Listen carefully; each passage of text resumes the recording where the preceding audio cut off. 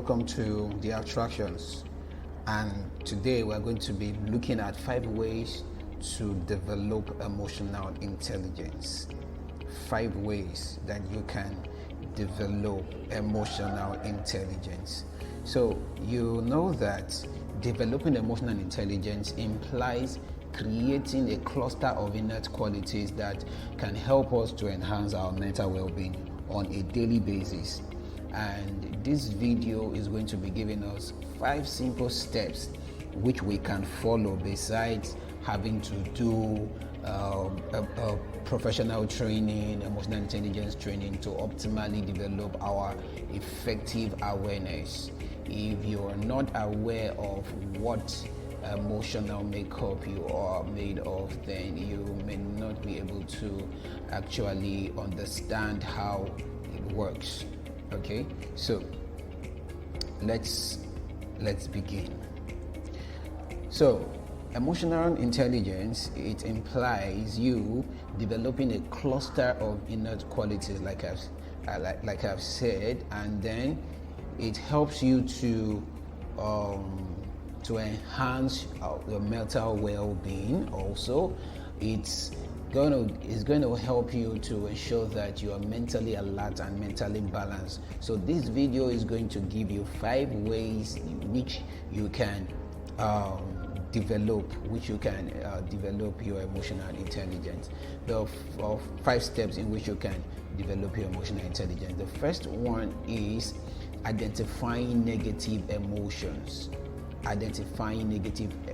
You know, a large chunk of emotional intelligence lies in emotional management, being able to control yourself, be able to manage yourself, how well we manipulate our feelings and efficiently use them to make us more resilient and immune to stress.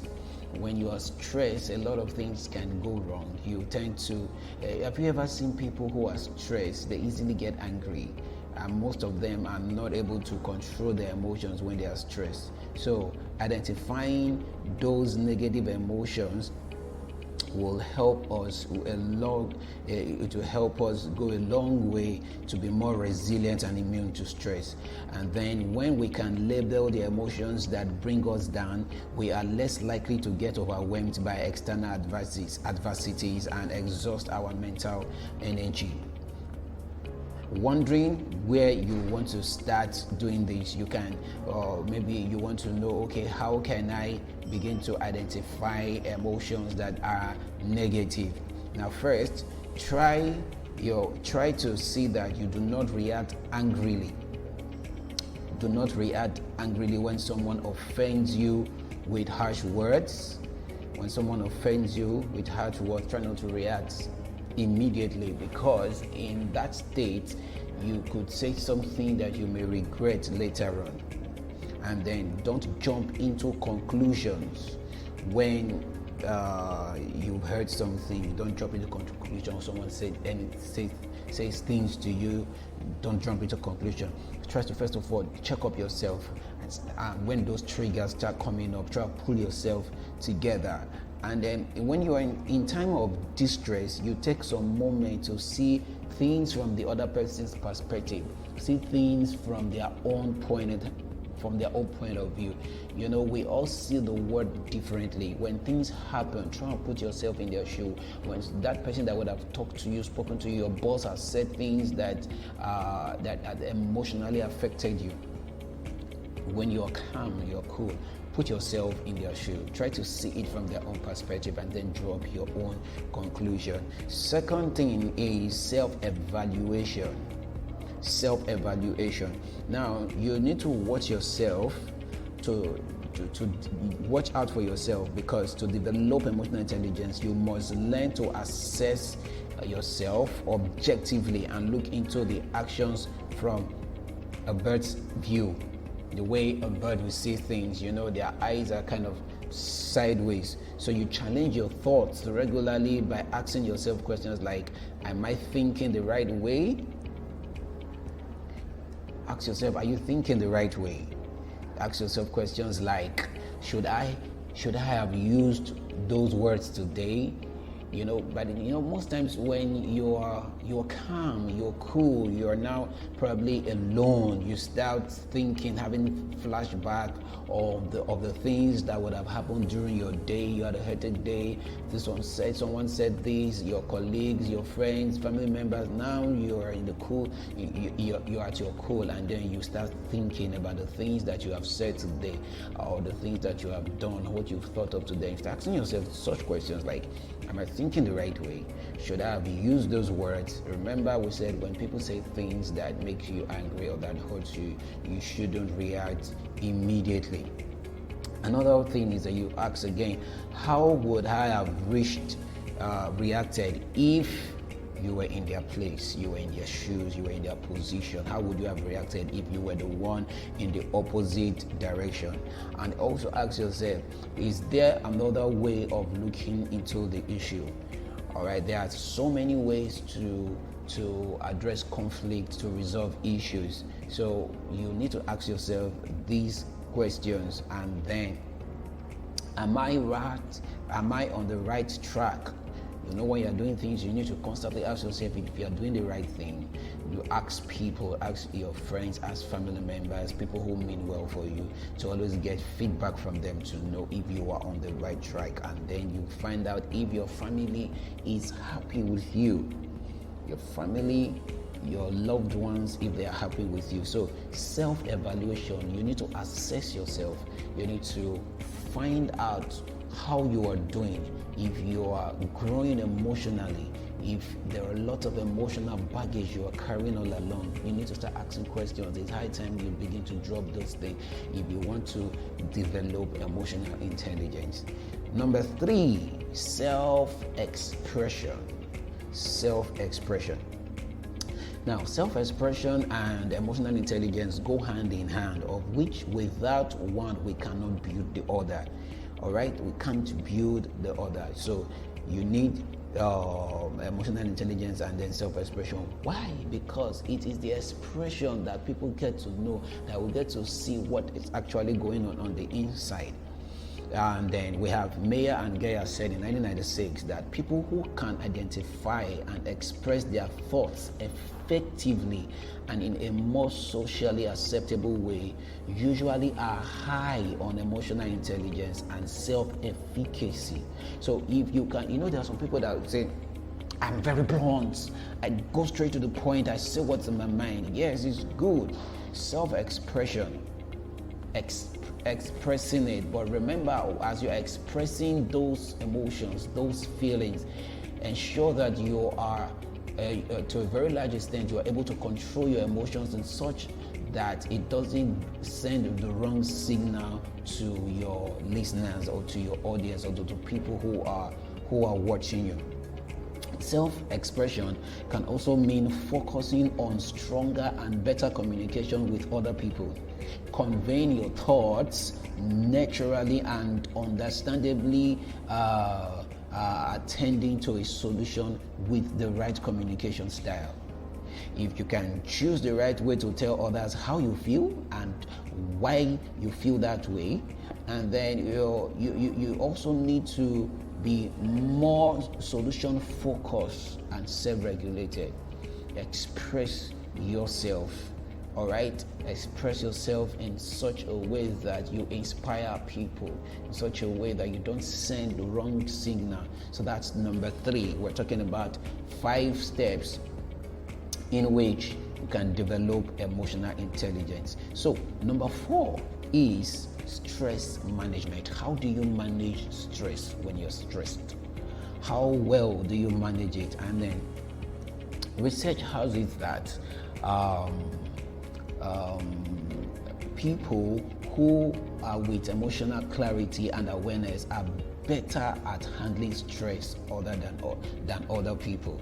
People who have emotional clarity, then when you are stressed, some people tend not to involve themselves or indulge themselves with so many tasks. So once they recognize that they are stressed, they look for one or two things. They look for what can help them to calm them at that time that they are stressed. They know what to do. They know the things to put in place. And then studies have it that people with emotional clarity and awareness are better at handling stress than others. And then this is especially in the workplace. You work yourself out, you burn out, you stressed out, and then it can mark a degradation in our overall dynamic capabilities and influence the way we respond to them. All right, so it's very necessary and important that we find ways in which we can manage ourselves when we are stressed. When we are stressed, very important. And then people who achieve tremendous success in their professional lives do not get it only because they are good at their job. Many of them, a lot of them, they are byproduct of emotional and self-awareness. Understanding yourself, knowing your stressors, knowing your triggers. If you know them beforehand, it helps you in managing your emotions. And then once you are exposed to stress for a very long time without efficient abilities to cope well, then it can open us to plethora of mental health problems. If you are too stressed, if you are from this part of the world, Nigeria, we work 365 days in a year, no rest, nothing, and then we are almost on a daily basis, we are stressed.